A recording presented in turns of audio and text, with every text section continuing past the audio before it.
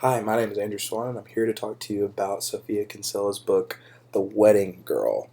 Now, Sophie Kinsella is an extremely popular and New York Times bestselling artist, most notably known for the Shopaholic series. She actually goes by a different pseudonym for this book, Madeline Wickham, and she has written many other books under this name.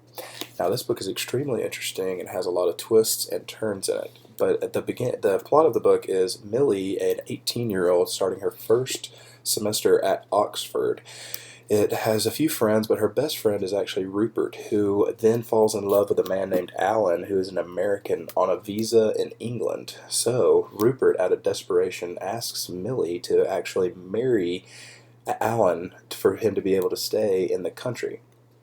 Now that's where it just begins. Fast forward 10 years later, Millie is a completely different person, and she's actually engaged to her true love by the name of Simon. Simon is an extremely wealthy, serious businessman that takes everything seriously, including the planning of their extravagant wedding.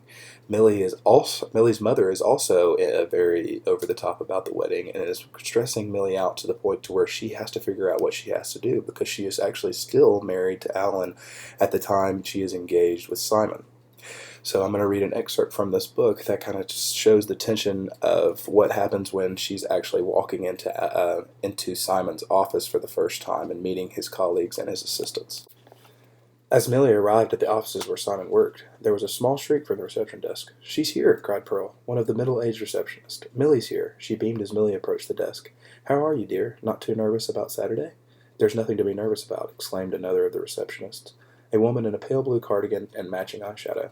"Just make sure you enjoy the day, darling. It'll go by so fast." "It'll be a blur," said Pearl, nodding seriously.